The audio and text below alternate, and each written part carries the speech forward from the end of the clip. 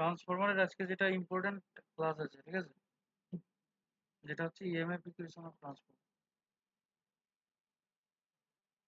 EMF equation of transform কিভাবে করবো সেটা জানতে গেলে তোমাকে এসির একটু নলেজ রাখতে হবে, ঠিক আছে। অল্টারনেটিং কারেন্টের ক্ষেত্রে আমরা কি জানি, কারেন্ট হোক ভোল্টেজ হোক, এগুলোর একটা করে যখন আমরা এগুলোকে ডিনোট করি, স্ক্রিন শেয়ার তো দেখা যাচ্ছে না। জানি সবারই কি সেম নাকি না শুধু আমার? আচ্ছা দেখা যাচ্ছে। সেটাই তো, কিন্তু স্ক্রিন শেয়ার করে দিয়েছিলি, ঠিক আছে। একটু দেখ তোর নেটওয়ার্কের কিছু ইস্যু হচ্ছে, তাই নয় কি ভাই? ওর মনে হয় নেটওয়ার্কের মোবাইলে খারাপের জন্য নেটওয়ার্ক কিছু হচ্ছে। তাহলে যেটা কারেন্টের ইকুয়েশন হয় আর এটা হয়ে যায় আমার আইএম সাইন ওমেগা টি, ঠিক আছে। ভোল্টেজের ক্ষেত্রে যখন আমি ইকুয়েশন হয়ে যাবে ভিএম সাইন ওমেগা টি, হয় কি হয় না? এখানে আইএমটাকে বলি আমরা পিক ভ্যালু, বড় maximum value, peak or maximum value. ভিএমটাও হয়ে যায় এখানে পিক or ম্যাক্সিমাম। সেই ক্ষেত্রে আমি যখন ফ্লাক্স লিখবো ভাই, ফ্লাক্সের সময় তখন সেম জিনিসই হবে, ঠিক আছে। ফ্লাক্স যখন লিখবো ফাই, এটাও হয়ে যাবে আমার কি আইএম, ঠিক কি না? ফ্রম ফ্যারাডেস ল আমরা কি লিখতে পারবো? ফ্রম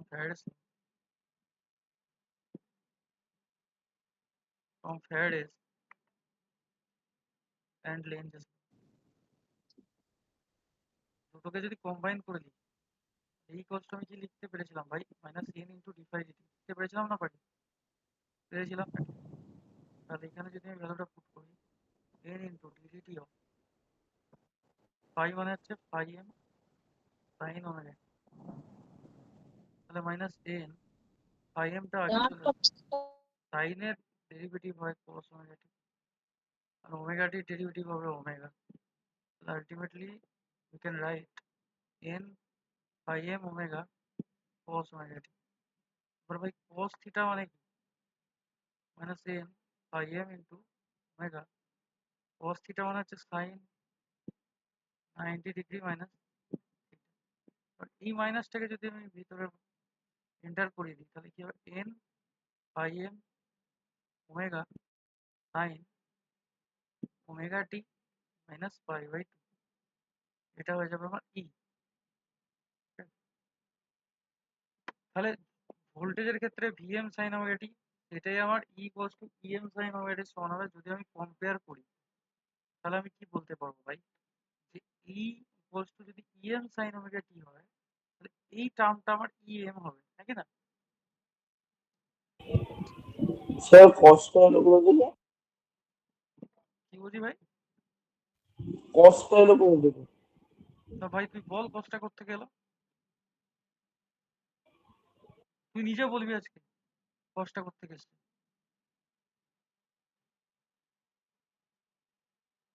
আজকে তুই নিজে বলবি, নাহলে আমি ক্লাস এখানেই শেষ করবো। মাইনাস সাইনটা আছে বলে মাইনাস সাইন। কষ্টটা কি করে এসছে তুই আমাকে বলবি, ঠিক আছে, নাহলে আমি ক্লাস এখানেই এন্ড করবো।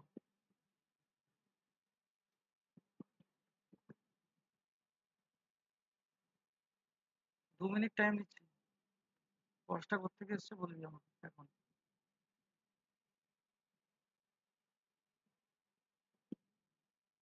তাহলে ই ইকুয়ালস টু, যদি আমার সূত্র অনুযায়ী আমি কি জানি, ই ইকুয়ালস টু তাহলে ইএম সাইন ওমেগা টি।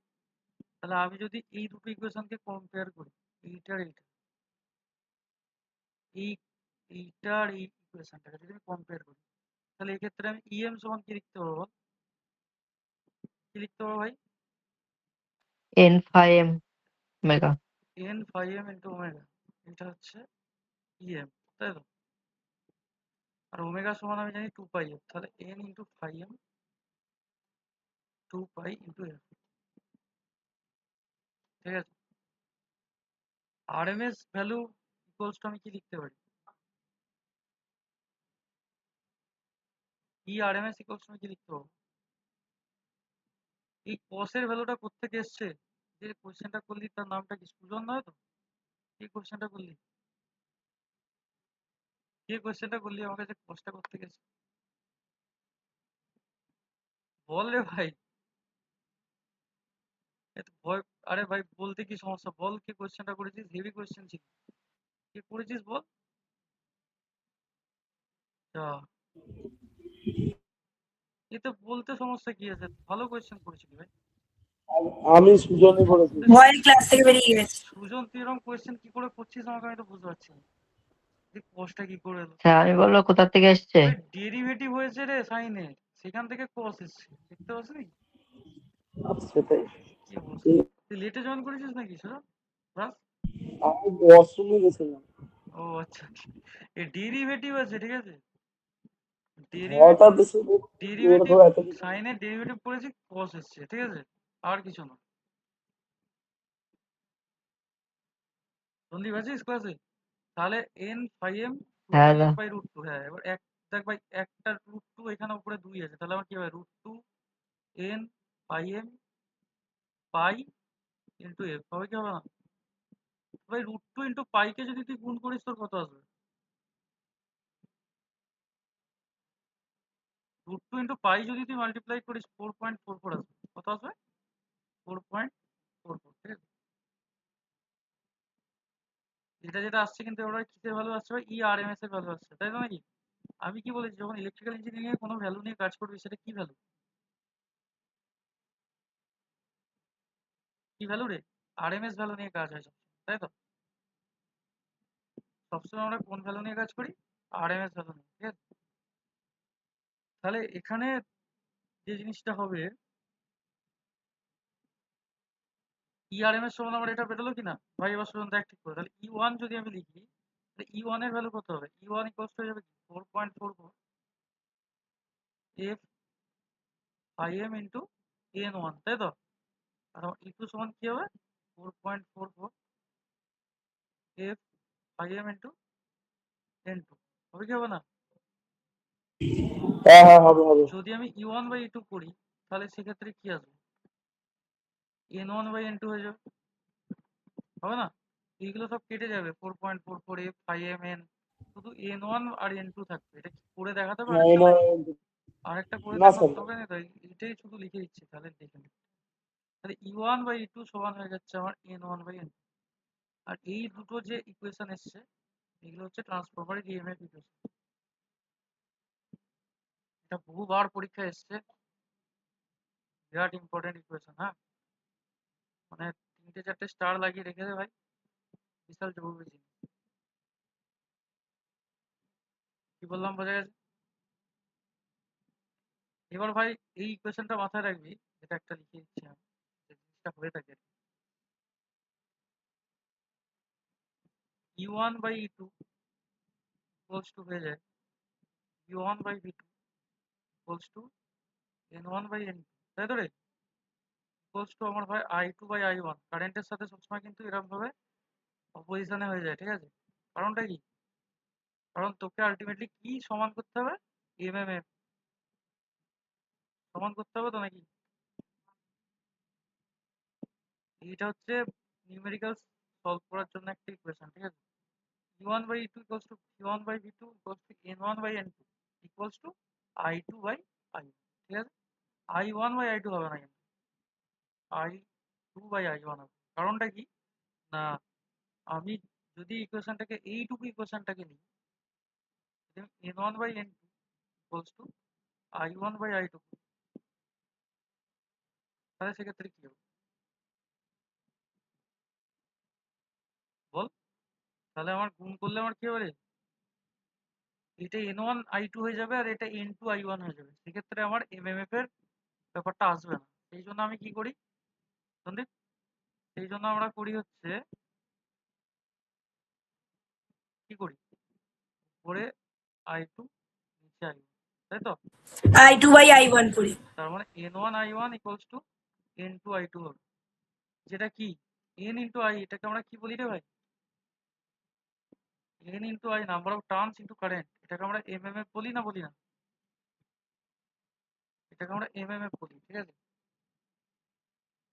তাহলে এই ইকুয়েশনটা থেকে আমি দেখতে পাচ্ছি যে প্রাইমারি এমএমএফ যেটা হবে ইকুয়ালস টু আমার সেকেন্ডারি এমএমএফ হবে কি হবে না বুঝলাম? হবে। তাহলে MMF in primary is always equal to the MMF in secondary. তাহলে primary MMF equals to secondary MMF. এই জিনিসটা লিখে নিবি, কি বললাম বুঝতে পেরেছিস? এই জিনিসটা তোরা অ্যাড করে দিবি, মানে primary MMF equals to secondary MMF. এটা কোথাও একটা জায়গায় অ্যাড করে দিবি, তাহলে আমি উপরটায় বরং লিখিয়ে দিচ্ছি, এখানটা জায়গাটা ফাঁকা আছে, ঠিক আছে?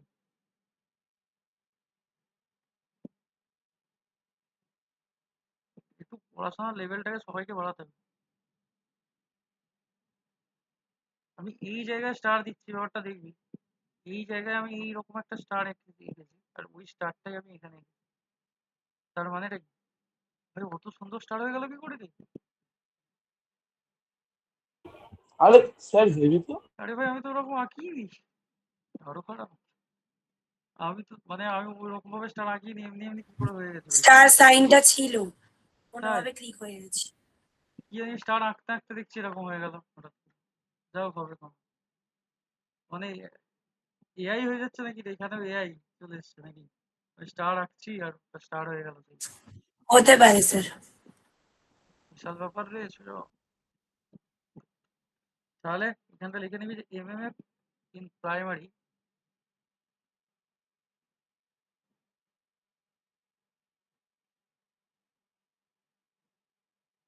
always equal to the MMF in secondary.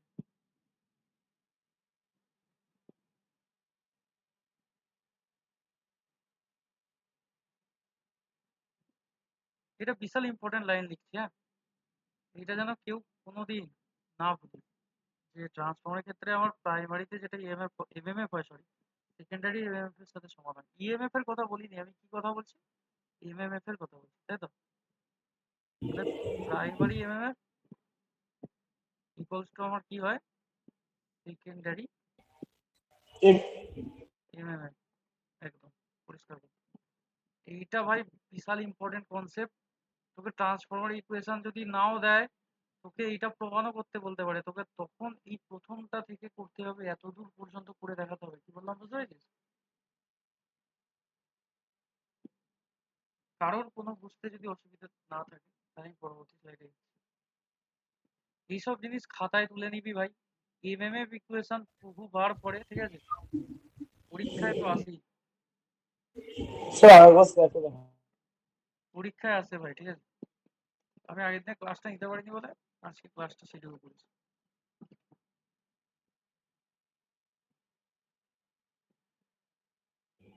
Sir হবে। এই,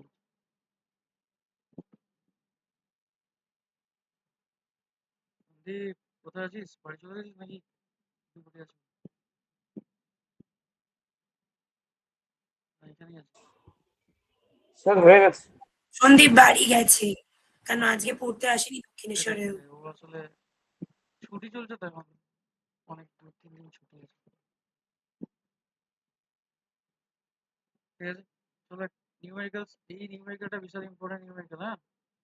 এই নিউমেরিক্যালটা বহুবার এক্সামে আসে। এই নিউমেরিক্যালটা ভালো করে প্র্যাকটিস করতে হবে। কি আছে নিউমেরিক্যালটা একটু পড়ো, একবার পড়ে নাও কি বলছে। A single phase transformer is required to step down the voltage from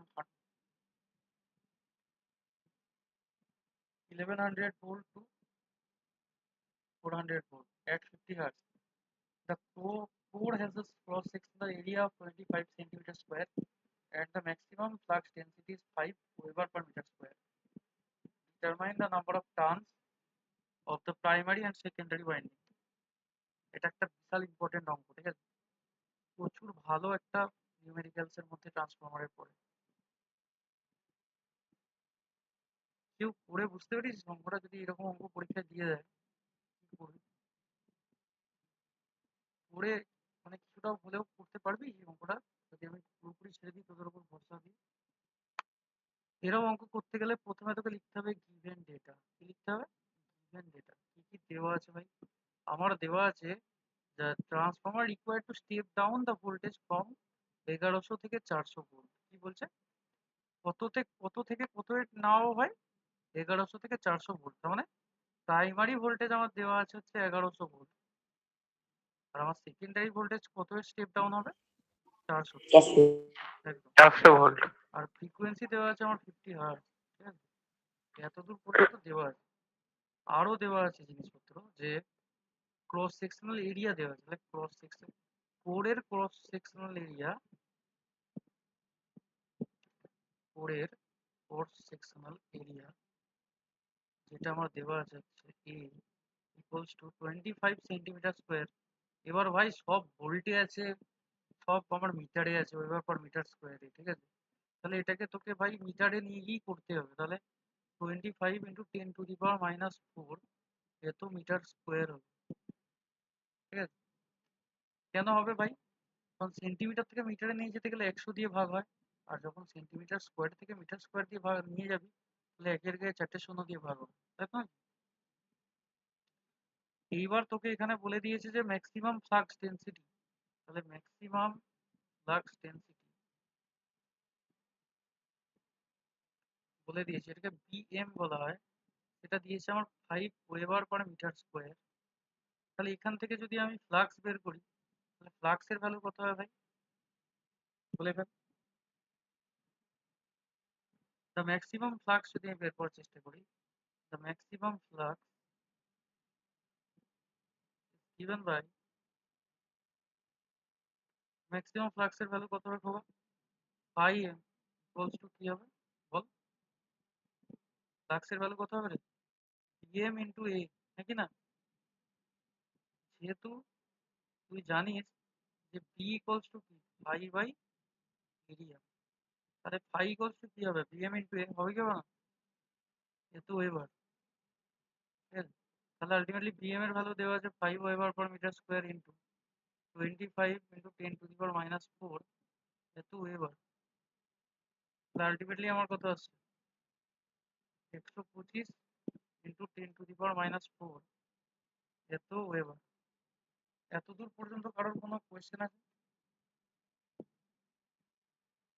question নেই।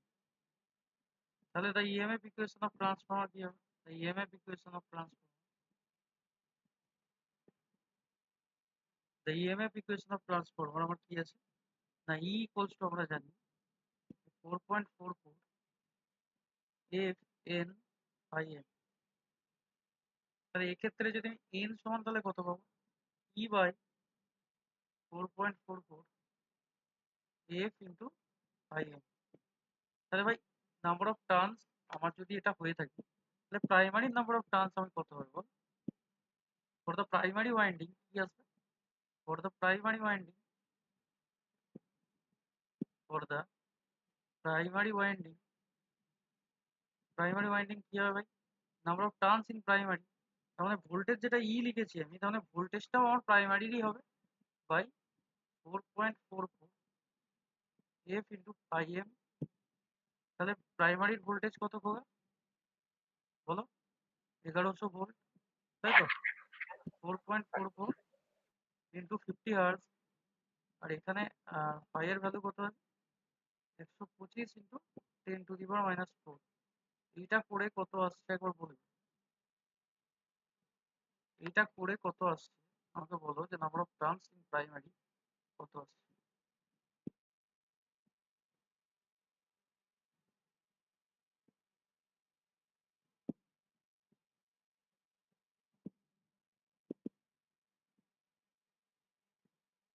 ক্যালকুলেশনটা করে বলো যে number of turns in primary কত আসছে ফর দ্য সেকেন্ডারি ওয়াইন্ডিং।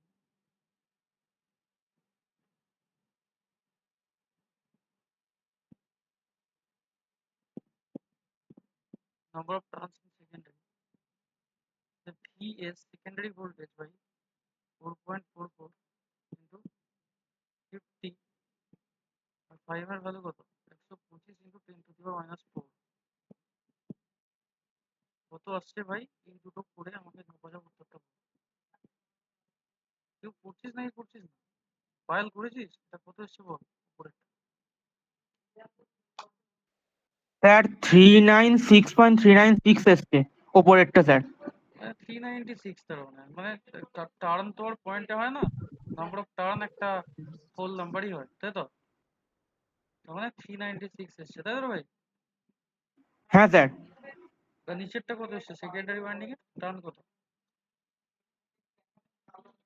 তাহলে ভাই হিসাব মতো সেকেন্ডারি টার্ন, আমাকে একটা কথা বল উত্তরটা বলার আগে কি হয়েছে, যে সেকেন্ডারি টার্ন আমার প্রাইমারি থেকে বেশি হওয়ার কথা না কম আসার কথা?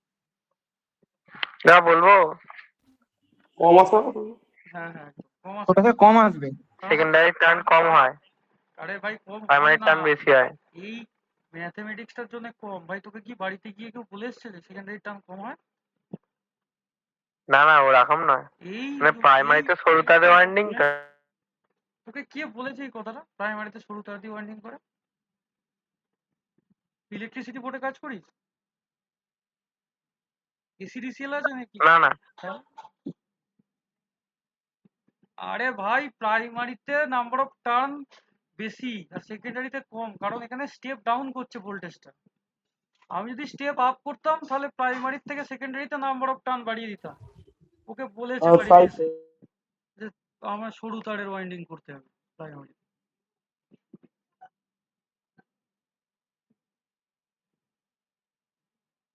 যেমন তোকে বলবে, তুই ইঞ্জিনিয়ার ভাই, তোকে যেমন বলবে তুই তেমন করবি না? তোকে যদি বলে স্টেপ আপ করতে, তুই স্টেপ আপের মতো করবি। এখানে স্টেপ ডাউন করছে, 1100 থেকে 400 ভোল্টে নামাচ্ছে, তাই তো রে নাকি? কথাটা তো ঠিক। আচ্ছা তাই। তোকে যদি আমি স্টেপ আপ করতে বলতাম 400 থেকে 1100, তুই কি করে সরু তারের ওয়াইন্ডিং করে দিতিস এখানে?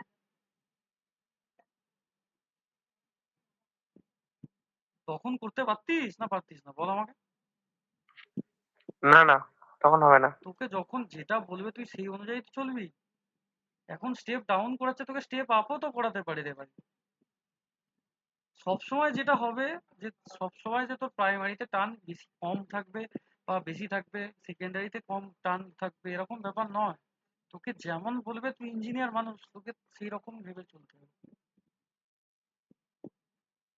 এটা কত এসছে বল আমায় ক্যালকুলেট করে। 144 এসছে কি কারোর? হ্যাঁ স্যার 144 এসছে। 144ই আনসার হবে। কেন এলো 144? কারণ প্রাইমারি থেকে সেকেন্ডারিতে টার্ন কম, সেই জন্য এটা স্টেপ ডাউন করছে, তাই তো? যদি টার্ন প্রাইমারি থেকে সেকেন্ডারিতে বেশি চলে আসতো, তার মানে তোকে ভাবতে হতো যেটা ভুল হয়েছে অঙ্কটা। কারণ তখনই বেশি হবে যখন আমার কি হবে রে, স্টেপ আপ স্টেপ আপ। একদম। ঠিক আছে, এবার টাইপস অফ ট্রান্সফর্মার কিছু ভাগ আছে। তো কোনগুলো দেখানোর বড় ভাই বলে অনেক সময় দেখ ভাই, ব্যাপারটা কি বলতো, অনেক সময় পড়াতে পড়াতে তাড়াতাড়ি আমি স্কিপ করে তো স্ক্রিনশট মেরে দিবি, ঠিক আছে? তাহলে বারবার এ করতে হবে। তাহলে ট্রান্সফরমারের প্রকারভেদ আছে, তাই তো নাকি? টাইপস আর কি, ট্রান্সফরমার কিছু টাইপস আছে। যেমন আবার কিসের, according to design of the কোরের ডিজাইনের উপর ভিত্তি করে আমি ট্রান্সফরমারকে দুটো ভাগে ভাগ করতে পারি। একটাকে বলে কোর টাইপ আর একটাকে কি বলে সেল টাইপ, তাই তো নাকি? সেল টাইপ মানে হচ্ছে সেলের মতো দেখতে হবে, আর কোর মানে কি কোরের ওয়াইন্ডিংটা তুই পরিষ্কার চোখে দেখতে পাবি, ঠিক আছে? আর সেল মানে কি, সেলটা বাইরে থেকে একটা ইয়োক দিয়ে ঢাকা থাকে, কি বলে, বাইরের যে স্ট্রাকচারটা থাকে তাকে ইয়োক বলে। কি বলে, এই যে স্ট্রাকচারটা দেখতে পাচ্ছিস এটাকে ইয়োক বলে, হ্যাঁ? ফ্রেম, ইয়োক মানে হচ্ছে ফ্রেম, কি বলে, আর একটা নাম হচ্ছে ফ্রেম, ঠিক আছে, স্ট্রাকচার। তাহলে ভাই কোর টাইপ ট্রান্সফরমার আর shell type. A core type transformer is a transformer in which the windings are placed on the two limbs of the magnetic core. এখানে দুটো লিম্ব থাকে ভাই, দুটো লিম্ব মানে হচ্ছে লেগ। এইদিকে একটা লিম্ব থাকে আর একটা এইদিকে লিম্ব থাকে, ঠিক আছে? এগুলোকে লিম্বস বলে। কি বলে? লিম্ব। এটাকে কি বলে? লিম্ব। ঠিক আছে, এখানে তাহলে কটা লিম্ব হলো ভাই? দুটো লিম্ব হলো, তাই তো? কিন্তু সেল টাইপের ক্ষেত্রে কটা লিম্ব আছে? এখানে একটা লিম্ব, এইখানে একটা লিম্ব, আর এই মিডিলে দুটো যে ওয়াইন্ডিং হয়েছে সেইখানে একটা লিম্ব থাকে। তাহলে কতগুলো লিম্ব হলো টোটাল? তিনটে লিম্ব হলো। কি বললাম? সেল টাইপের ক্ষেত্রে তিনটে লিম্ব হয়, আর কোর টাইপের ক্ষেত্রে কটা লিম্ব হয়? দুটো। লিম্বের মানে হচ্ছে লেগ। লিম্ব মানে কি? Leg of the transformer. ঠিক আছে। ঠিক আছে, বোঝাতে পারছি না পারছি না? আচ্ছা বোঝা যাচ্ছে। তারপর বলুন।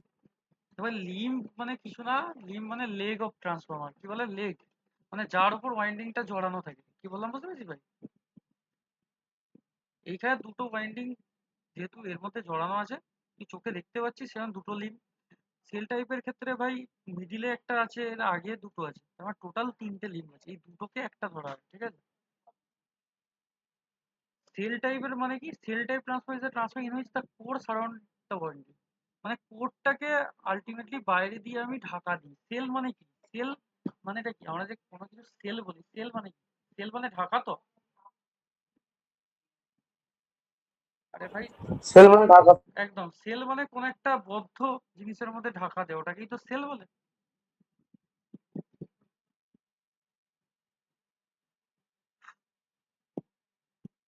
তাহলে মেন পয়েন্টস এর মধ্যে আমি কি লিখবো?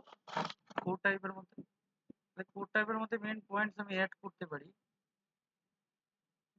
ভাই ট্রান্সফরমার নিয়ে কোনো সন্দেহ রাখলে হবে না, বেশি কিছু নেই, ভালো করে জিনিসটা পড়তে হবে, ঠিক আছে? কিচ্ছু নেই এবারে তোর ট্রান্সফরমার। এবার মেশিন শুরু করে দেবো ভাই, আর কিছু বেশি কিছু নেই। হ্যাঁ, দুটো লিম্ব থাকে, ঠিক আছে? Windings are placed around the core.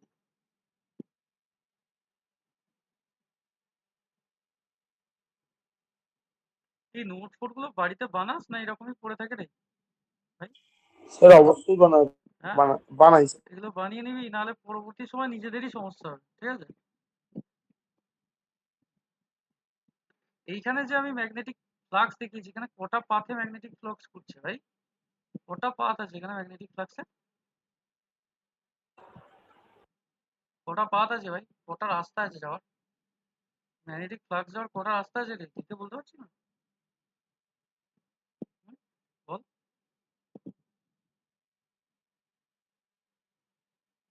বলবি তো?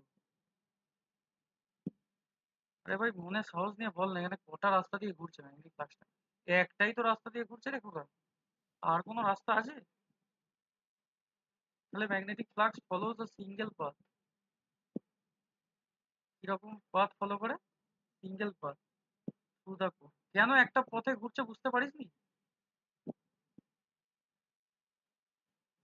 হ্যাঁ, সেল টাইপ কত পথে ঘুরছে বল আমাকে? সেল টাইপ যে ঘুরছে এখানে ফ্লাক্সটা কটা পথ অনুযায়ী ঘুরছে? স্যার দুটো কথা ঘুরছে। হ্যাঁ, এইটা আবার স্যার দুটো মধ্যে। একদম একদম। এগুলো বলতে কি মানে বিশাল কিছু একটা বুদ্ধি লাগে? এইরকম কোয়েশ্চেন যদি করে দেয় ফট করে, তোরা বলতে পারবি না? আমি তোদের যাতে বিশাল নলেজ তৈরি হয়, আমি সেই অনুযায়ী তোদেরকে বেসিক পুরোপুরি জলের মতো ক্লিয়ার করে পড়াচ্ছি ভাই। ইলেকট্রিক্যাল নিয়ে যেন কারোর কোনো রকম চাপ না থাকে, আমি নিজে ইলেকট্রিক্যালের টিচার। ইলেকট্রিক্যাল যেন পুরোপুরি জলের মতো থাকে, আমি বলে দিচ্ছি ভাই। কি বললাম বুঝতে পেরেছিস?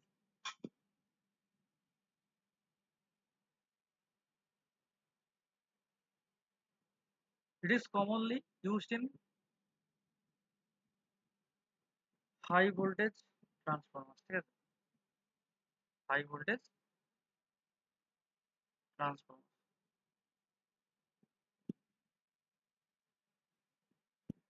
তাহলে আমার যে কোর টাইপ ট্রান্সফরমার তাহলে কোথায় ইউজ হয়? যেখানে আমার হাই ভোল্টেজের রিকোয়ারমেন্ট থাকবে, সেখানে আমি কি ট্রান্সফরমার ইউজ করি ভাই? কোর টাইপ, তাই তো? একদম। আর সেল টাইপ কোথায় হবে? তাহলে উল্টোটা হবে, এখানে যেখানে আমার লো ভোল্টেজ। হ্যাঁ হ্যাঁ, মানে যেখানে এত বেশি ভোল্টেজ আমার লাগবে না, ঠিক আছে? সেইখানে আমি সেল টাইপ। তাহলে এখানে তাহলে আমার কটা লিম্ব দেখতে পেয়েছি ভাই? তিনটে লিম্ব, তাই তো? The core has three limb. The core has three limb. হ্যাঁ, তুই বুঝতে পারছিস? হ্যাঁ স্যার। ঠিক আছে। Winding R placed on the central limb. কোথায় ওয়াইন্ডিংটা প্লেস আছে আমি কোথায় বললাম? সেন্ট্রালে একটা এই দুটো মিলিয়ে একটা লিম্ব হয়, যেটাকে আমরা তৃতীয় লিম্ব হিসেবে ধরি, লিম্ব বা লেগ। তাহলে ওয়াইন্ডিং কোথায় প্লেস করা থাকে? সেন্ট্রাল লিম্বে। কোথায় থাকে? সেন্টারে। হ্যাঁ, সেন্টার লিঙ্কে। একদম একদম। এখান থেকে একটা কোয়েশ্চেন এমন আসবে না যে তোরা পারবি না। আমি কি বললাম? কোর টাইপ সেল টাইপ থেকে যা যা কোয়েশ্চেন আসে আমি সব লিখে দিই।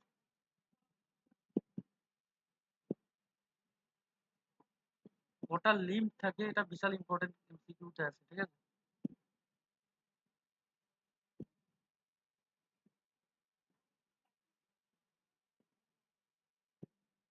কারো কোনো সন্দেহ আছে? কেউ তো মানে কয়েকটা ছেলেপিলে ছাড়া কেউ কোনো রকম রেসপন্স করে না। এখানে ম্যাগনেটিক ফ্লাক্সের কতগুলো পাথ আছে? দুটো আছে, তাই তো নাকি? স্যার বুঝতে পারছি। হ্যাঁ স্যার।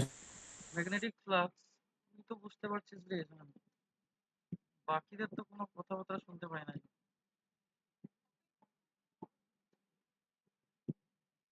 পায়েল তুই বুঝতে পারছিস? হ্যাঁ স্যার বুঝতে পারছি। ঠিক আছে, জিজ্ঞেস করবি যদি না বুঝতে পারিস কোনো জায়গায়, ঠিক আছে? ঠিক আছে। কি বললাম তাহলে? আমার হচ্ছে প্রথমত কোড টাইপ আর সেল টাইপ, এটা কিসের উপর বেস করে আমি বানিয়েছি ভাই? According to the design of the code. যে কোরে ডিজাইনই তো পাল্টেছি। একটাকে আমি কোড টাইপ বলেছি, আর একটাকে কি বলেছি ভাই? Sell type. দেখ, এর বাইরে ইয়োগটা আছে, তার উপরেই ওয়াইন্ডিং জড়ানো আছে, কিন্তু এর প্রথমে কোরে জড়ানো আছে সেন্টারে, তারপর বাইরে দিয়ে একটা ইয়োগ দেওয়া আছে, ইয়োগ বা ফ্রেম। ইয়োগের আরেকটা নাম কি হচ্ছে ভাই? ফ্রেম বলে, এটা কি বলে? ফ্রেম। হ্যাঁ ফ্রেম হচ্ছে ইট প্রোভাইড, মানে বেলি, এই যে ওয়াইন্ডিংটা থাকে যে স্যান্ডউইচ ওয়াইন্ডিং বলে, হ্যাঁ? স্যান্ডউইচের মতো দেখছি না জিনিসটা? এইটা যে ওয়াইন্ডিংটা থাকে স্যান্ডউইচ টাইপ ওয়াইন্ডিং বলে। Sandwich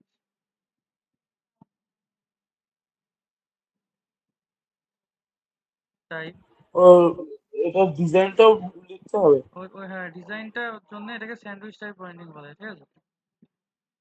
it's commonly used. আঁকতে পারবি তো কোড টাইপ সেল টাইপ যদি কাকে বলে পড়ে টিকা ফিকা পড়ে যায়, শর্ট নোট লিখে দিবি, হ্যাঁ? লিখে বুঝিয়ে দিবি, হ্যাঁ স্যার। একদম স্যার। অসুবিধা হওয়ার কথা নয় মনে হয়। ইট প্রোভাইডস লিম্ব কতগুলো থাকে এটা যেন মাথায় থাকে, হ্যাঁ? কোড টাইপের ক্ষেত্রে দুটো, আর সেল টাইপের ক্ষেত্রে তিনটে। আর ওয়াইন্ডিংটা কোথায় পেঁচানো থাকে আমার? সেন্ট্রাল লিম্ব, মিডিলে। মিডিল বা সেন্ট্রাল বা সেন্টারে, যা কিছু বলতে। It provides better mechanical strength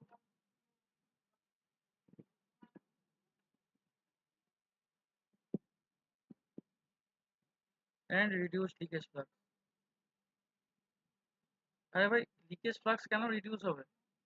because এখানে কোনো বাইরে যাওয়ার জায়গাই নেই, পুরোটাই সেলের মধ্যে ঘুরছে, তাই লিকেজ ফ্লাক্স কম হবে। কি বললাম বোঝা গেছে?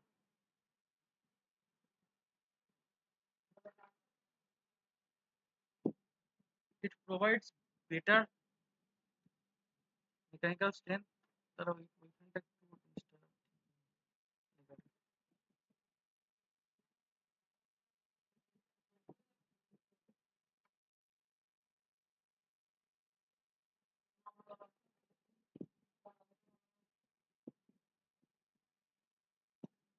ঠিক আছে, এবার এবার বোঝা যাচ্ছে তো? ঠিক আছে। দাদা রিডিউসড এর পর কি লিখেছিলে? তাহলে দাদা একটুখানি আগের স্লাইডটায় যাও। Reduced leakage flux, leakage flux মানে যে ফ্লাক্সটা লিক হয় আর কি। মানে এই ঠিক আছে দাদা। কোরের মধ্যে রোটেশন করতে করতে যে ফ্লাক্সটা কি বাইরে যাওয়ার চেষ্টা করে। আরে ভাই, এখানে তো কমেই যাবে লিকেজ ফ্লাক্স, কারণ এর তো বাইরে যাওয়ার জায়গা নেই। বাইরে আমি কভার দিয়ে ঢেকে দিয়েছি। কি বললাম বুঝতে পারছিস? এটাকে ইয়োগ দিয়ে ঢাকা, মানে একটা ফ্রেম দেওয়া আছে বাইরে, হ্যাঁ? সেল টাইপ মানে পুরো ঢাকা থাকে জিনিসটা। এবার হচ্ছে according to the voltage level ভাই। According to the voltage level ট্রান্সফরমারকে দুভাগে ভাগ করা হয়। একটাকে বলা হয় স্টেপ আপ ট্রান্সফরমার, একটাকে বলা হয় স্টেপ ডাউন ট্রান্সফরমার, ঠিক আছে? অ্যাকর্ডিং টু দ্য কোড আমি দুভাগে ভাগ করি, কোড টাইপ আর shell type. According to the voltage level দুভাগে ভাগ হবে, স্টেপ আপ ট্রান্সফরমার আর একটাকে বলি আমরা কি transformer? Step down step down transformer. এইখানে ভাই পরিষ্কার দেখা যাচ্ছে, দেখ 11 কেভি থেকে, মানে প্রথম ক্ষেত্রে দেখ এখানে 11 কেভি থেকে 66 কেভিতে হচ্ছে। এটা স্টেপ আপ। প্রথমেরটা স্টেপ আপ হচ্ছে। এই যে দ্বিতীয়টা আমি দেখিয়েছি, সেক্ষেত্রে দেখ 11 কেভি থেকে 433 স্টেপ কেভি ডাউন। হচ্ছে, ঠিক আছে? মানে এটাও আপই হচ্ছে। তুই যদি এই দিক থেকে এইদিকে দেখিস যে 433 থেকে তাহলে এইদিকে আসছে, তাহলে কিন্তু স্টেপ ডাউন হচ্ছে, তাই তো? হ্যাঁ ঠিক ঠিক কি বললাম বুঝতে পেরেছিস কথাটা আমার?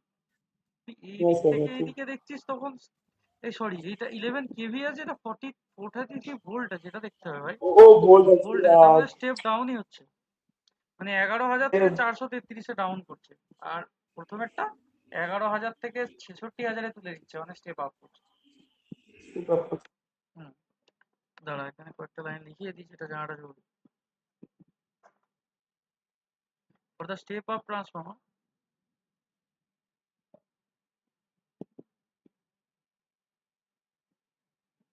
স্টেপ আপ ট্রান্সফর্মার ক্ষেত্রে আমি কি হবে তাহলে, স্টেপ আপ ট্রান্সফর্মার এর ক্ষেত্রে যেটা হবে কিনা, number of turns in primary যেটা n1 লেস দ্যান n2 হবে, মানে কি secondary number of turns primary থেকে বেশি হবে, ঠিক কিনা?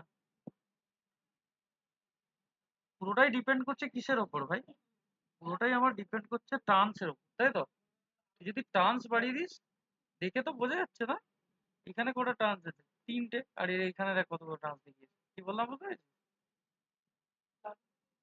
Number of turns in primary is less than number of turns in secondary. n1 হচ্ছে নাম্বার অফ টার্নস। ভাই ট্রান্সফরমার নিয়ে কারোর কোনো এখনো পর্যন্ত মানে কোনো মাথা ব্যথা আছে যে জিনিসগুলো বুঝতে পারি না, বা কিছু বোঝা যাচ্ছে তো? একদম স্যার জলের মতো। ফিজিক্সের থেকে তুলনামূলকভাবে এটা মনে হয় বেশি বোঝা যাবে, ইলেকট্রিক্যালটা, ঠিক আছে? হ্যাঁ স্যার ঠিক আছে অনেক ছেলেপিলেদের হয়তো ফিজিক্সের সমস্যা হতে পারে, কিন্তু এই জিনিসটা অসুবিধা হওয়ার কথা না। তাহলে for the step down transformer কি হবে? For the step down transformer,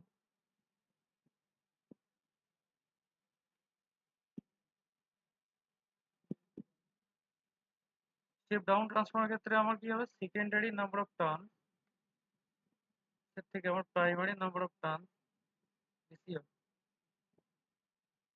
তাই তো? এগুলো দেখে নিবি, ঠিক আছে? এরপরে দেখ ভাই দুটো ট্রান্সফর্মার যেটা বিশাল ইম্পর্টেন্ট, মানে কি বলবো এর থেকে ইম্পর্টেন্ট, আগের স্লাইডটা এক সেকেন্ড একটু দেখান। দেখা যাবে?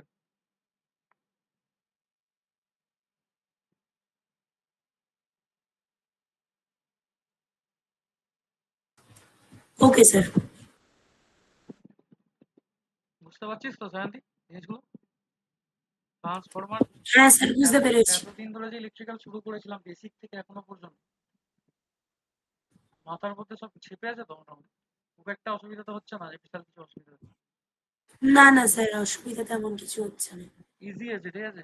মেশিন পড়াবো, তাহলে একটা জিনিস একটু সমস্যা ক্রিয়েট করবে, যেটা কি এসি, ঠিক আছে? চলো এসিটা একটু অসুবিধা করতে হবে। ট্রান্সফরমারটা বুঝলে খুবই সোজা জিনিস, সহজ। খুবই সহজ জিনিস, ঠিক আছে? আর খুবই ইম্পর্টেন্ট ইলেকট্রিক্যাল ইঞ্জিনিয়ারিং স্টুডেন্টদের ক্ষেত্রে। ট্রান্সফরমার হচ্ছে বিশাল জরুরি জিনিস হয়, আর ডিসি মেশিন, এই দুটো প্রথমে বুঝতে হবে। এই দুটো ভাই যে জিনিস লেখা আছে এখানে, এইটা পরীক্ষায় শর্ট নোটে অবশ্যই আসবে।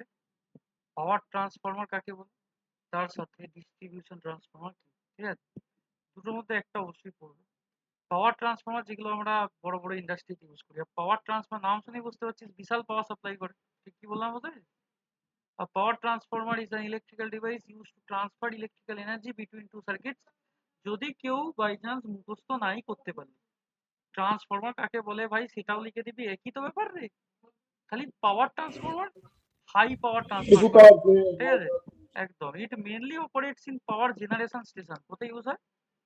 পাওয়ার জেনারেশন স্টেশন ইউজ হয়, ঠিক আছে? পাওয়ার জেনারেশন স্টেশন মানে হতে পারে thermal power plant, thermal power plant use হতে পারে, ঠিক আছে? Generation station and transmission substation to step up or step down the voltage at very high power level. কি বললাম? এইগুলো সবসময় জেনারেশন স্টেশন ইউজ হয়। থার্মাল প্ল্যান্ট, পাওয়ার প্ল্যান্ট এটা ইউজ হয়, তার সাথে কোথায় হয় ভাই, আমার ইউজ হয় হচ্ছে ভেরি হাই পাওয়ার লেভেলে, তাই তো? এইসব ছবি আঁকার পরীক্ষা দরকার নেই কোনো, হ্যাঁ? আমি তোদের বোঝানোর জন্য শুধু ছবিগুলো অ্যাড করেছি। কি বললাম বুঝতে পেরেছিস? তবে এটা নয় যে তুই কোর টাইপ সেল টাইপের তুই ছবি আঁকলি না।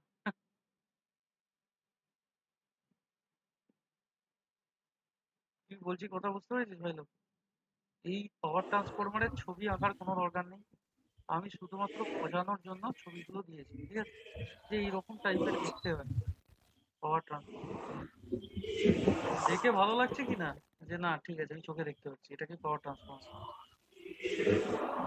রাস্তাঘাটে দেখলে বুঝতে পারবো হ্যাঁ, এটা পাওয়ার ট্রান্সফরমার রাস্তাঘাটে দেখতে পাবি না, ঠিক আছে? পাওয়ার ট্রান্সফরমার তুই দেখতে ডিস্ট্রিবিউশন পাবি, করে। হ্যাঁ পাওয়ার ট্রান্সফরমার তুই দেখতে পাবি হচ্ছে কোনো পাওয়ার প্ল্যান্টে তুই যদি কখনো ভিজিটে, তুই এই ট্রান্সফরমার গুলোকে দেখতে পাবি এমনি রাস্তার ধারে, ঠিক আছে? এইটাকে বলে না, এই পাওয়ার ট্রান্সফরমার কি কোনো কলকারখানা থাকে না? একদম একদম কোনো রকম যে কোনো প্ল্যান্টে, ঠিক আছে, জেনারেশন স্টেশন, ঠিক আছে, ওইসব জায়গায় পাওয়ার ট্রান্সফরমার। কিন্তু রাস্তাঘাটে তুই দেখতে পাবি না। এই রাস্তাঘাটে দেখতে পাবি হচ্ছে ডিস্ট্রিবিউশন ট্রান্সফরমার, যেটা নর্মাল এতদিন ধরে তোদেরকে আমি পড়াচ্ছি। আর distribution transformer is the transformer used in final stage of the power distribution system. আরে ভাই ফাইনাল স্টেজ কেন বলছে? কারণ আলটিমেটলি তোর বাড়িতে যখন পাওয়ারটা আসছে ওটাই তো ফাইনাল স্টেজ, তাই তো রে? তুই কোলাঘাট তাপবিদ্যুৎ কেন্দ্র থেকে জেনারেশন শুরু করেছিলি, তারপর তুই ট্রান্সমিশন লাইন দিয়ে ইলেকট্রিসিটিটাকে পাঠাচ্ছিস, পাঠিয়ে তোর এরিয়ার আশেপাশে নিয়ে এলি, এবার আশেপাশে ট্রান্সফরমার থেকে তোর বাড়িতে পাঠাচ্ছিস, ওইটাই হচ্ছে লাস্ট স্টেপ। কি বললাম বুঝতে পেরেছিস কথাটা? ওটাকেই বলে ফাইনাল স্টেজ। আসল কারণটা কি, আমি কোলাঘাট তাপবিদ্যুৎ কেন্দ্র থেকে ইলেকট্রিসিটিটাকে আনছি এখানে কেন ভাই? শান্তি, আমি কেন আনছি অত দূর থেকে? পায়েল বল, আমি কেন অত দূর থেকে আমি ইলেকট্রিসিটিটাকে নিয়ে আসছি কেন? যাতে তুই বাড়িতে পাখা চালাতে পারিস, লাইট চালাতে সুখ পারিস, স্বাচ্ছন্দ্যে থাকতে পারি। হ্যাঁ, যাতে তোর বাড়িতে ইলেকট্রিসিটি পৌঁছাতে পারে, ঠিক কি না? সেই জন্যই আমি কোলাঘাট থেকে তাপবিদ্যুৎ কেন্দ্র থেকে ইলেকট্রিসিটি লোক আনছে, যাতে প্রত্যেকের বাড়িতে ইলেকট্রিসিটি পৌঁছায়। তাহলে ফাইনাল স্টেজ কোনটা? ফাইনাল স্টেজ হচ্ছে ট্রান্সফরমার ডিস্ট্রিবিউশন। ট্রান্সফরমারের ফাইনাল স্টেজ হচ্ছে সেকেন্ডারি ডিস্ট্রিবিউশন। সেকেন্ডারি ডিস্ট্রিবিউশনে অংশগ্রহণ করে হচ্ছে ডিস্ট্রিবিউশন ট্রান্সফরমার। কোনটা?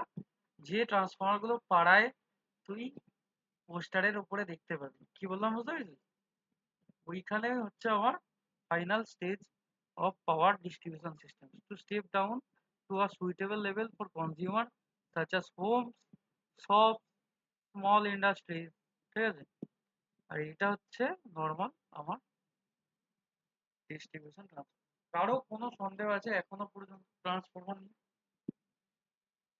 আশা করছি বিশাল কনসেপ্ট ক্লিয়ার করাতে পারছি তোদের।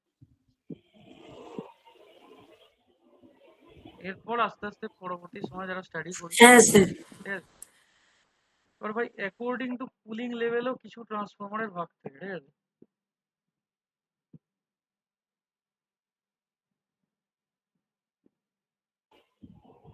এটা কি? অ্যাকর্ডিং টু স্যার কুলিং আগের লেভেল, স্লাইডসটা একবার দিন। প্রত্যেক ট্রান্সফরমারের আলাদা আলাদা ভাগ আছে। প্রথমে ছিল আমার অ্যাকর্ডিং টু কোরের কনস্ট্রাকশন, তাই তো? তারপর আমি পড়লাম হচ্ছে কি ভাই, অ্যাকর্ডিং টু ভোল্টেজ লেভেল, তাই নয়? হ্যাঁ স্যার হয়ে গেছে। একদম। এরপর এরপর আসছে অ্যাকর্ডিং টু কুলিং লেভেল, মানে কিভাবে কুল করিস তুই। আরে ভাই ট্রান্সফরমার তো কাজ করবে সারাদিন, ওকে ঠান্ডা করতে হবে না?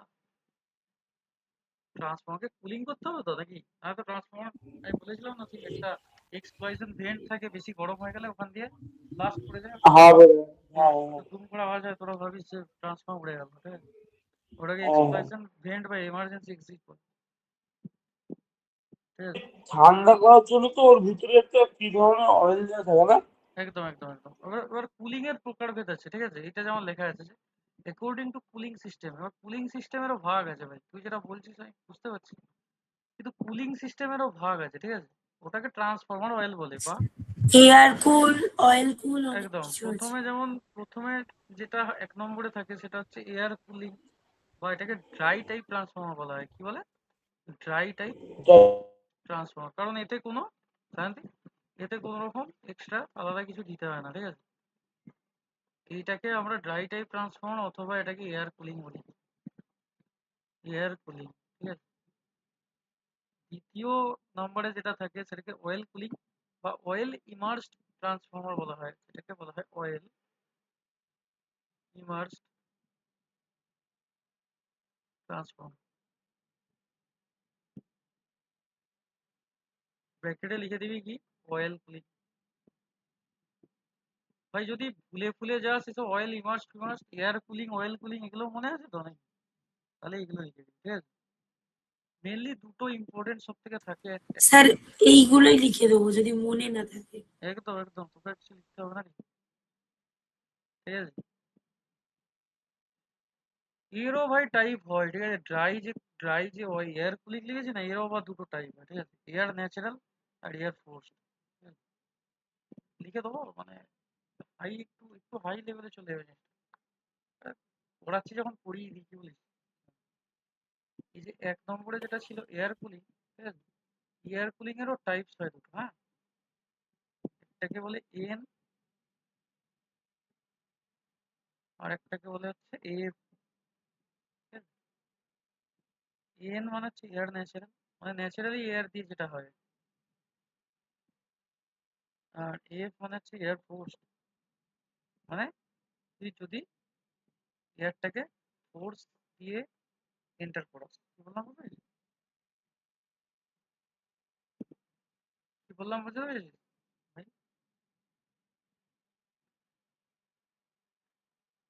হ্যাঁ স্যার বোঝা গেছে। ঠিক। আর এটা দরকার নেই ভাই, মানে অনেকগুলো টাইপ আছে, 4টে মতো, দরকার নেই। এয়ার ন্যাচারাল আর এয়ার ফোর্স, এয়ার কুলিং এর দুটো পার্ট, এই দুটো জেনে রাখবি, ঠিক আছে। এরপর ভাই কি আছে, অটো ট্রান্সফরমার। এটাও ভাই বিশাল ইম্পর্টেন্ট জিনিস, ঠিক আছে। অটো ট্রান্সফরমার কি, যে ট্রান্সফরমারে একটাই ওয়াইন্ডিং থাকে, ঠিক আছে। Auto transformer heavy only one winding on a magnetic core with a part of the winding common to both primary and secondary. কি ভাই, একটাই ওয়াইন্ডিং থাকে, তুই তাহলে কি করে ইউজ করবি ভাই একটা ওয়াইন্ডিং বল। যাতে তুই যদি একটা ওয়াইন্ডিং আমি করে দিই, তুই একটা ওয়াইন্ডিং কে কিভাবে ইউজ করবি? ট্যাপিং করে। কি করে? ট্যাপিং করতে হবে ওটাকে, ঠিক আছে। ট্রান্সফরমার ট্যাপিং বলে, কি বলে? Transformer tapping. ট্রান্সফরমার ট্যাপিং করে তুই একটা ওয়াইন্ডিং কে আর একটা ওয়াইন্ডিং এ কি করতে পারি। নর্মালি আমরা যে ট্রান্সফরমার দেখেছি কিরকম রে, নর্মালি আমরা যে ট্রান্সফরমার এতদিন ধরে তোদেরকে দেখাচ্ছি, এইভাবে একটা ওয়াইন্ডিং থাকে, তাই তো নাকি? তার সামনে দুটো এভাবে কোর থাকে, তার সাথে আরেকটা এরকম থাকে, তাই তো নাকি? হ্যাঁ ট্রান্সফরমার স্যার। আচ্ছা ট্রান্সফরমার তো এরকমই দেখেছি আমরা এতদিন। যেমন এর N1 থাকে, এদিকে আমার N2 থাকে, এটাকে বলে ম্যাগনেটিক্যালি কানেক্টেড, ইলেকট্রিক্যালি নয়, ঠিক আছে। এইটাকে যদি আমরা অটো ট্রান্সফরমারে নিয়ে যাই, তাহলে সেক্ষেত্রে ভাই কি হবে জানিস, সেক্ষেত্রে আমার একটাই ওয়াইন্ডিং থাকে, ঠিক আছে। এইভাবে একটাই ওয়াইন্ডিং থাকে।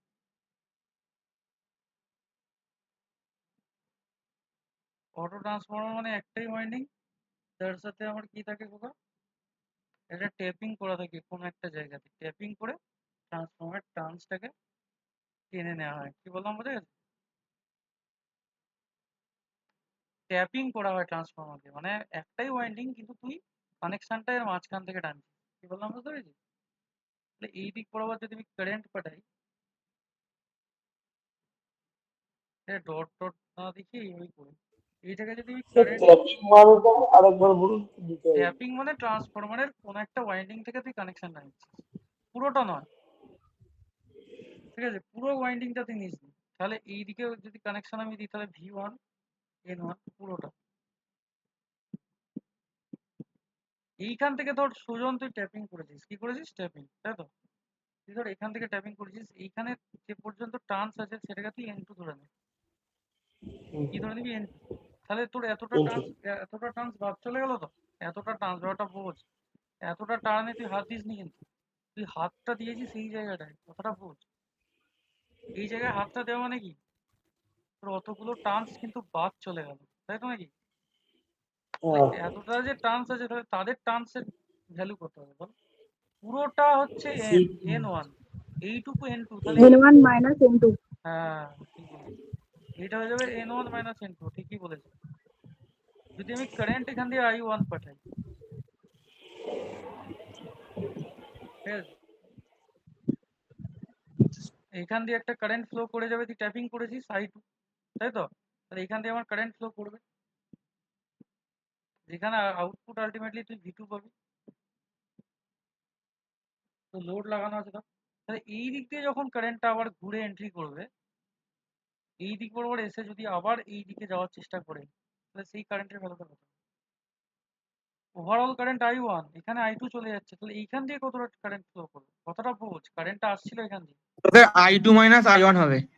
I2 মাইনাস I1, একদম পরিষ্কার কথা, একদম ঠিক বলেছিস। তাহলে এই কারেন্টটা যেটা ফ্লো করে যাবে এখান দিয়ে, সেটা হয়ে যাবে I2 মাইনাস I1, হবে কি না? ঠিক, একদম ঠিক কথা। যদি এটা V1 হয় আর এটা V2 হয়, তাহলে এইখানের ভোল্টেজের ড্রপ কত হবে? এই এরিয়াটা ভোল্টেজের পোটেনশিয়াল ডিফারেন্স কত হবে? V1 মাইনাস V2, হবে কি হবে না? হয়ে যাবে তো? হবে না? পুরোটা V1 আর ওইটুকু V2, তাহলে ওইখানে যেমন আগেরটা হ্যাঁ স্যার হবে। N1 মাইনাস N2 দিয়ে, ঠিক আছে তো, বোঝা গেছে? তাহলে এখানে নাম্বারিং তুই যদি করিস, এটাকে যদি A নাম দিস ভাই, বোঝাতে পারছি জিনিসপত্র? যদি B নাম দিই, তাহলে AC যেটা আছে, এসিটাকে আমরা কি বলি ভাই? A আর C পুরোটা, এটাকে বলি কমপ্লিট ওয়াইন্ডিং। কি বলি? অটো ট্রান্সফরমারের কমপ্লিট ওয়াইন্ডিং। BC যেটা আছে, BCটাকে আমরা বলি হচ্ছে কমন ওয়াইন্ডিং। কেন কমন বলছি? কারণ পুরোটাতেও আছে, আবার নিজের মধ্যেও আছে, এটাকে বলি কমন ওয়াইন্ডিং। এরপর কি আছে ভাই? AB। এবিটাকে আমরা কি বলি? এবিটাকে বলি সেভিং ওয়াইন্ডিং। ওটা আমার সেভ, মানে সেভ হচ্ছে আর কি, ওই জায়গাটা আমার কয়েলটা সেভ হচ্ছে, হচ্ছে কি না? কানেকশন তো নেই রে ভাই ওখানে, এইখান থেকে কানেকশন টেনেছে, তাহলে ওটা সেভ হচ্ছে কি না? হচ্ছে, তাই লিখতে পারবো তো সেভিং ওয়াইন্ডিং ওটা, হ্যাঁ স্যার। একদম। তাহলে এরপর আমি যেটা লিখতে পারবো ভাই,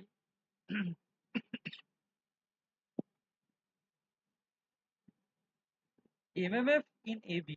আমি কি বলেছিলাম একটু আগে, যে প্রাইমারি আর সেকেন্ডারির এমএমএফ সমান হয়, এটা আমি বলেছিলাম তো একটু আগে পড়ানোর সময়, বলেছিলাম এটা খুব ইম্পর্টেন্ট একটা টপিক, যে এমএমএফ ইন হ্যাঁ স্যার। প্রাইমারি। হ্যাঁ স্যার। এখানে তো দুটো প্রাইমারি সেকেন্ডারি তো নেই, এ তো দুটো পার্ট আছে, তাই তো রে ভাই? একটা আছে এবি, একটা আছে বিসি, তাই তো? দুটো পার্ট আছে, একটা এবি একটা বিসি, এখানে একটা আমার প্রাইমারির মতো ওয়ার্ক করছে আর একটা আমার কিসের মতো ওয়ার্ক করছে? সেকেন্ডারির মতো। সেকেন্ডারি মতো হচ্ছে। একদম একদম। তাহলে আমি সেক্ষেত্রে এখানে লিখতে পারবো MMF in AB equals to কি লিখবো ভাই বল? এমএমএফ ইন বিসি, তাই তো? তাহলে এমএমএফ ইন এবি মানে কি? N into I. তাহলে আমার এন এর এন মানে কি বল? এন মানে তো এন নয়, এখানে N1 মাইনাস N2, তাই তো? আর কারেন্ট মানে কত? কারেন্ট মানে এখানের মধ্যে দিয়ে কত কারেন্ট ফ্লো করছিল? I1। এমএমএফ ইন বেসি, I2 মাইনাস I1। হুম, একদম। না মানে প্রথমের ক্ষেত্রে তো I1ই যাচ্ছিল রে, এর মধ্যে দিয়ে তো I2 মাইনাস I1 যাচ্ছে, শান্তি ব্যাপারটা বোঝ। হুম হুম হুম। ঠিক আছে, এমএমএফ ইন বিসি যখন লিখবো তখন I2 মাইনাস I1 হবে, আর এর নাম্বার অফ টার্নস ছিল N2 ইন্টু কারেন্ট হয়ে যাবে I2 মাইনাস I1, হ্যাঁ কি না? ঠিকই তো? হ্যাঁ তো। একদম। তাহলে এটাকে যদি মাল্টিপ্লাই করিস N1 I1 minus N1 I2 equals to কি হবে? N2 I2 minus N2 I1, ঠিক আছে? এরকম একটা ইকুয়েশন আসার কথা, কথা কি না? তাহলে হ্যাঁ স্যার। আলটিমেটলি এটাকে যদি তুই পরে সলিউশন করিস কোনোভাবে, ঠিক আছে, যদি I1 I2 বা সামথিং তুই এদিক ওদিক নিয়ে গিয়ে সলিউশন করে চেষ্টা করিস বা না করিস, আলটিমেটলি অটো ট্রান্সফরমারের যেটা ট্রান্স রেশিও আছে N2 by N1 equals to I1 by I2, এরকম টাইপের আছে। কারণ কি? সে আগের মতো সিচুয়েশন, যে আমার MMF in primary equals to MMF in secondary হয় কি হয় না? আমি শুধু ভেঙে দেখিয়ে দিলাম। যখন অটো ট্রান্সফরমারের নিউমেরিক্যাল সলভ করবি তখন এইভাবে করতে হয়, ঠিক আছে? পুরো ওয়াইন্ডিংটা দিয়ে দেবে, একটা জায়গা থেকে ট্যাপিং করা থাকে, সেই ট্যাপিং এর একটা টার্নস দিয়ে দেবে। তাহলে তুই কি করবি, বড় টোটালটা যে টার্নস আছে তা থেকে এখানে টার্নস মাইনাস করে দিবি। কি বললাম বুঝতে পেরেছিস?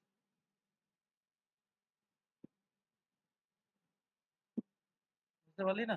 হ্যাঁ স্যার, তাই হ্যাঁ স্যার বুঝতে পেরেছি। এটা N2 হবে, এটা N2 হবে, এটা I1। তাহলে N2 I1 N2 I1 কেটে যাবে, N1 I1 equals to N2 I2 হবে। সেখান থেকে N2/N1 করে আমি I1/I2 করেছি। বুঝতে পেরেছিস? এই N2 I1 এই N2 I1 কাট আউট হয়ে যাবে।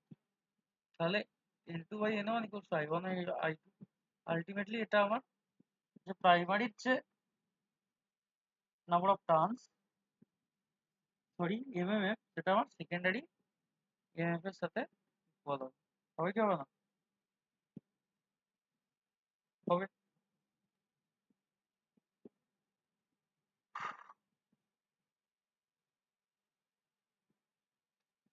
বুঝতে পেরেছিস ভাই লোক সব? হ্যাঁ দাও। আচ্ছা, হ্যাঁ স্যার বুঝতে পেরেছি। স্যার বুঝতে পেরেছি। এই অটো ট্রান্সফরমারটা ভিভিআই প্রচুর শর্ট নোটে পড়ে, ঠিক আছে?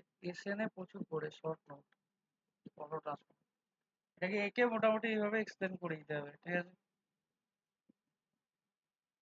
আর একটা জিনিস বলে দিই, যেটা না V2/V1 ইকুয়ালস টু কি লিখবো বল, N2/N1, তাই তো নাকি? ইকুয়ালস টু কি হবে, I1/, I1/I2। I2/I1 না কিন্তু, হ্যাঁ? এটাকে আমরা কি দিয়ে ডিনোট করি, একে ট্রান্সফরমেশন রেশিও বলে। কি বলে? এটাকে আমাকে বলি হচ্ছে ট্রান্সফরমেশন রেশিও। কি রেশিও? ট্রান্সফরমেশন।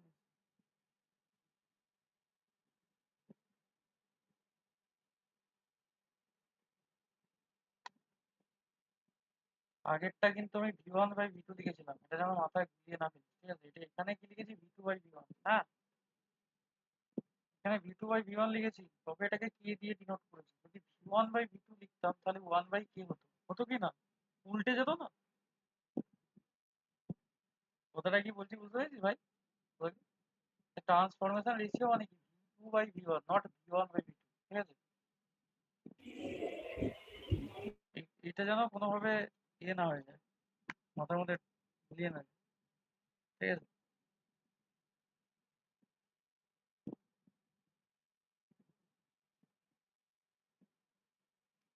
ঠিক আছে, এরপর আসছে আমার লসেস। এখানে আমি জায়গাটা আর কি বাদ রেখেছিলাম, এই অটো ট্রান্সফরমারটা ওখানে অ্যাড করার জন্যই বাদটা রেখেছিলাম।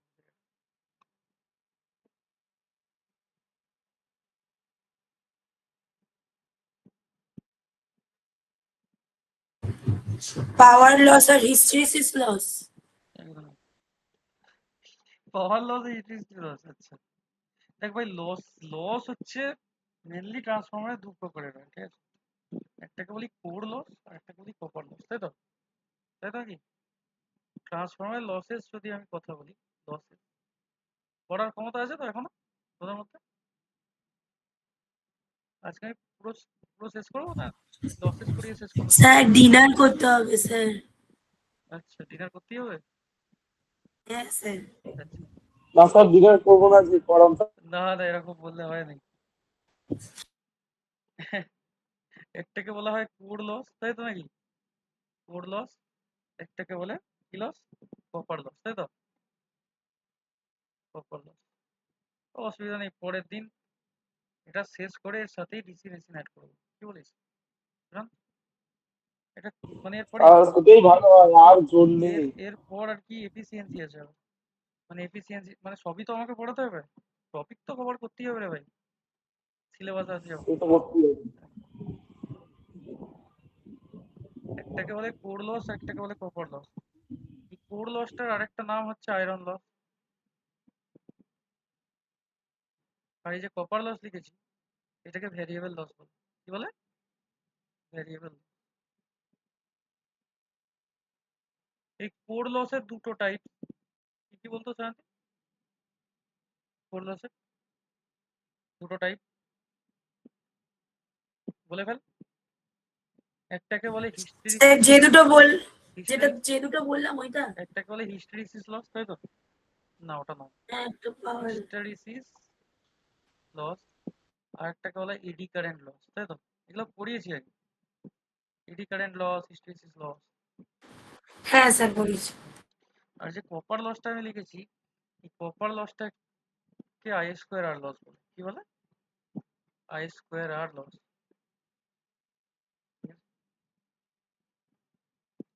আই হচ্ছে কারেন্ট ইন দ্য ওয়াইন্ডিং,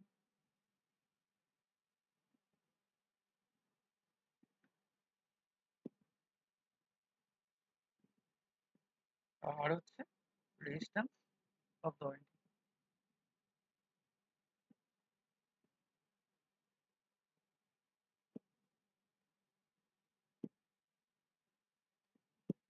ঠিক আছে ভাই?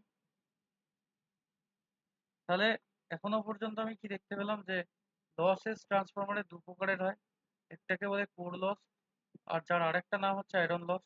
ওটা দু প্রকারের হয়, হিস্টেরিসিস আর একটা হচ্ছে রিকারেন্ট লস। কপার লসকে আমরা ভ্যারিয়েবল লসও বলি, যেটা ভ্যালু হচ্ছে আই স্কোয়ার আর লস। ঠিক আছে? কি বললাম বুঝতে পেরেছিস? তাহলে এডি কারেন্ট আর হিস্টেরিসিস লস যে ব্যাপারে আমরা কথা বলি, সেই লসগুলো তাহলে কি? সেগুলো কোর লসের আন্ডারে পড়ে না কপার লসে? সেগুলো কোর লসের আন্ডারে পড়ে, তাই তো নাকি? ভাই লোক আছিস না, সব বেরিয়ে গেলি? হ্যাঁ স্যার। আচ্ছা কি বললাম বুঝতে পেরেছিস তো? তাহলে ওইগুলো আমার সব কিসের আন্ডারে পড়ে? সব কোর লসের আন্ডারে পড়ে, তাই তো? হ্যাঁ স্যার। তাহলে আজকে এই পর্যন্তই থাকুক নাকি? এর থেকে বেশি আর এফিসিয়েন্সিতে যাচ্ছি না। এফিসিয়েন্সি আর কয়েকটা হালকা টপিক আছে, তারপর ট্রান্সফারটা এন্ড হয়ে যাবে। হ্যাঁ